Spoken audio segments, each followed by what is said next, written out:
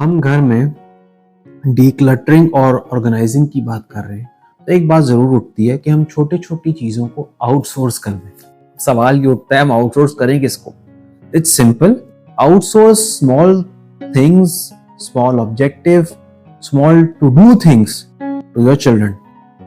For example, आपके बच्चे school से वापस आते हैं, वो अपने कपड़े उतार के रखते हैं।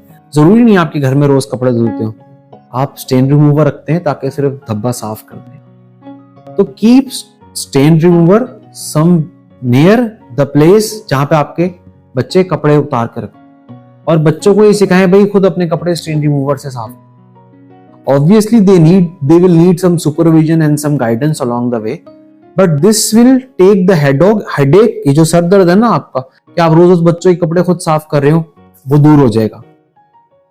और ये है भी छोटी छोटी चीजें, बच्चे इसमें फन भी लेते हैं।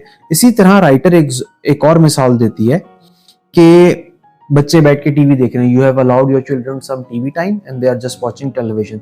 सो what the mother does is that she takes out all the laundry and puts it in front of the children. Children, while they are watching TV, they also fold the clothes. Win-win हो गया, बच्चों ने enjoy भी कर लिया TV देख के और साथ साथ क्लोथ भी फोल्ड कर दिए। बट एक एसेंशियल चीज है कि राइटर बोल रही है इसके पीछे, it is necessary that all this is in a routine. अचानक अगर आप बच्चों बम फोड़ेंगे, their mind will not be able to accept them, और at least they will take some time to get adjusted to the new routine. इसी तरह जो मैंने रूटीन की बात करी, it extends to homework too. Writer ये बोलती है कि भाई रोज रोज बच्चों के पीछे होमवर्क करने के लिए भागना बहुत मुश्किल काम है। तो set a routine, set a fix time जब बच्चे बैठ के होमवर्क करते हैं और एक सर्टेन प्लेस पे बैठ के करते हो। मिसाल के तौर पे किचन टेबल पे बैठ के सब बच्चों ने होमवर्क करना है 6 से 8 बजे तक। मेक इट अ रूटीन ताकि बच्चों को इस चीज की आदत पड़ी हुई हो। फिर उससे जरूरी बात क्या है, हम ऑर्गेनाइजिंग की बात करें ना, तो बच्चों की स्टेशनरी आइटम्स जहां वो पढ़ रहे हो उसके पास ही हो। वरना अगर एक दफा उठ के बच्चा चला गया बहाना बना के कि मुझे स्टेशनरी लेने जाना है, पेन लेना है, ये करना है, वो करना है, तो it's as good as they are gone. उसके बाद एक और बात जो बहुत जरूरी है वो ये है कि मिसाल के तौर पे आपके बच्चे नाश्ता करते हैं, भाई आपके बच्चे नाश्ते में सीरियल्स लेते हैं। You are not one of the desi moms जो कि पराठे और पता नहीं क्या कुछ बना के देती है। तो आपके बच्चे सुबह सीरियल लेते हैं, सीरियल और दूध लेते हैं। तो राइटर बोलती है भाई why not keep serial and milk in a place that is accessible. आपने सीरियल वो उठा के ऊपर शेल्फ में रखा है, बच्चे ले ही नहीं सकते। अब बच्चे आप पे डिपेंडेंट है, हर दफा आप आएंगी आप निकाल के देंगी या वालिद साहब आएंगे आके निकाल के देंगे। What is the use of that? Teach your kids responsibility and give them some autonomy कि वो खुद सीरियल लेके खुद अपना नाश्ता बना के कर लें। आपका काम भी कम हुआ, बच्चों को एक सेंस ऑफ ऑटोनॉमी भी आ गया। इसी तरह हम आगे कंटिन्यू करते हैं। हमने एक और आइडिया राइटर ने दिया। अक्सर होता है क्या है कि घर का सामान खत्म हो जाता है और जो घर की चीजें मैनेज कर रहा होता है ना उसको परेशानी होती है, सामान खत्म हो रहा है। तो राइटर ने इस रिस्पॉन्सिबिलिटी को डिवाइड करने का तरीका बता दिया। द राइटर सेज कि आप स्टिकी नोट्स अपने बच्चों को यूज करने की आदत डालें और उनको बोलें कि इस पे लिखे जो चीज वो इस्तेमाल करते हैं खत्म हो रही है। मिसाल के तौर पे घर में पेंसिलें खत्म हो रही हैं, तो your children are suppose to write on it कि पापा या मामा pencils are about to end, make sure you buy them, और उनको कहीं फिक्स जगह लगा दें, फ्रिज पे लगा दें। एंड टीच देम कि दिस इज देयर रिस्पॉन्सिबिलिटी। बिलफर्ज अगर पेंसिलें खत्म होगी और बच्चों ने वो पैड नहीं लगाया हुआ था तो फिर वो रोना धोना नहीं करें भाई हमारा सामान खत्म हो गया। आप सब लोगों को बहुत सारी चीजें ये रेवोल्यूशनरी आइडियाज लग रहे होंगे, ऐसा नहीं है।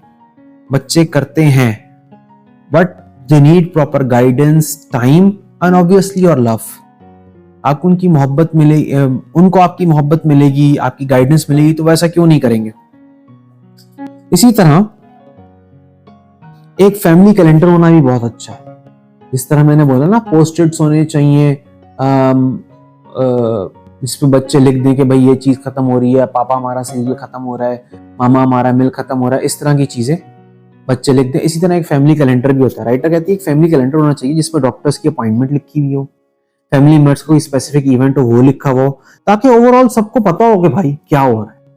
राइटर से इसके बहसो मुबाहिसा, मतलब अगर चीजें क्लियर नहीं है ना, it will only lead to problems, fights and confusions. इन सबको आप खत्म कर दो।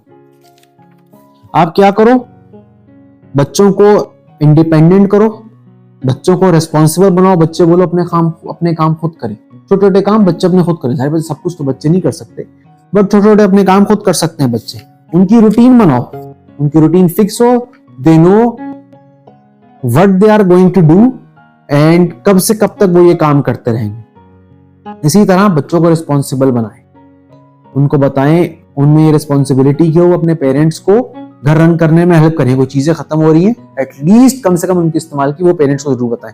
और फाइनली एक फैमिली कैलेंडर जरूर हो, जिससे पूरी फैमिली को पता हो कि अब कौन से इवेंट्स आ रहे हैं, डॉक्टर अपॉइंटमेंट्स मीट हो रही हैं, कोई बड़ा बच्चे का कोई बड़ा इवेंट है, कोई स्पोर्ट्स इवेंट है, वो सबको पता हो, भूल ना जाए। और आई थिंक इन सब चीजें अगर हम ये अपनी फैमिली में इनकॉर्पोरेट करेंगे ना, तो उससे बट आई फील एक सेंस ऑफ कोहेजन बढ़ेगी, फैमिली में मोहब्बत और कनेक्टेडनेस बढ़ेगी।